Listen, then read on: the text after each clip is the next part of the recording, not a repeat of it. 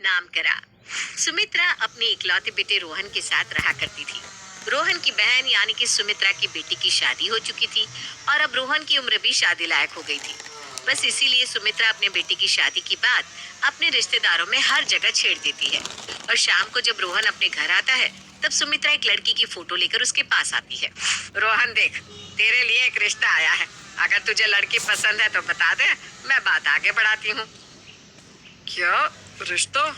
पर माँ, मैं अभी शादी नहीं करना चाहता। मुझे अभी अपने करियर पर फोकस करना है। हाँ बेटा, वो मैं समझ रही हूँ कि तुझे अपने करियर पर फोकस करना है, लेकिन बेटा तू भी तो समझ, मेरी उम्र बढ़ती जा रही है। मुझे नहीं लगता कि मैं ज्यादा समय तक जिंदा रह पाऊंगी। माँ प्लीज, अभी मुझे इस बारे में कोई बात नहीं करनी। रोहन गुस्से में वहां से चला जाता है और फोन पर किसी लड़की से बात करने लगता है। मैं तो सच में परेशान हो गया हूँ यार। मुझे तो समझ में नहीं आ रहा कि आखिर मैं करूँ क्या। रहने दो, मुझे पता है कि तुम चाहती ही नहीं हो कि मैं तुम्हारे साथ रहूं। अरे नहीं यार, ऐसा नहीं है। मैं तुम्हारे साथ रहना चाहता हूँ, पर क्या करूँ, मेरी हिम्मत ही नहीं हो रही माँ से तुम्हारे बारे में बात करने की। रोहन फोन पर बात कर रहा था, तभी पीछे से सुमित्रा आती है और उसका फोन छीनकर लड़की से बात करती है। हेलो, कौन? शिवानी कुछ बोल पाती उससे पहले ही रोहन फोन छीनकर कॉल कट कर देता है। अपने बेटी की ऐसी हरकत देखकर सुमित्रा कहती है, किससे बात कर रहा था तू और किसके साथ रहना चाहता है तू?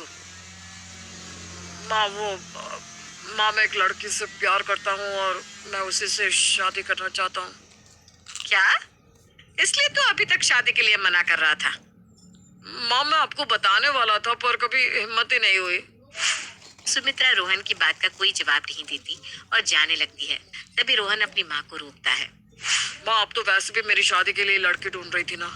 देखिए, मैं शादी के लिए तैयार हूँ, पर मैं शिवानी से ही शादी करूंगा। अच्छा, तो लड़की का नाम शिवानी है? माँ, वो बहुत अच्छी है, एक बार आप उससे मिल तो लीजिए। ठीक है, कल लड़की को घर ले आ, मैं मिल लूंगी। सुमित्रा की बात सुनकर रोहन काफी खुश होता है और अगले दिन वो शिवानी को अपने घर ले आता है। शिवानी को देख सुमित्रा उससे कुछ सवाल जवाब करती है। तो शिवानी बेटा, तुम्हें लगता है कि तुम मेरे इस घर को ठीक वैसे ही रखोगी जैसे मैंने रखा है? जी हाँ आंटी जी, मैं इस घर को जोड़कर रखूंगी, क्योंकि शादी के बाद ये घर मेरा भी होगा और कोई लड़की ये नहीं चाहेगी कि शादी के बाद उसका घर टूटे। अच्छा, तो कब तक इस घर को जोड़कर रखोगी?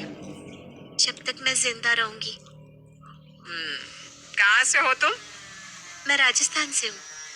क्या? तुम तुम तो हमारे कल्चर से पूरी तरह अलग हो।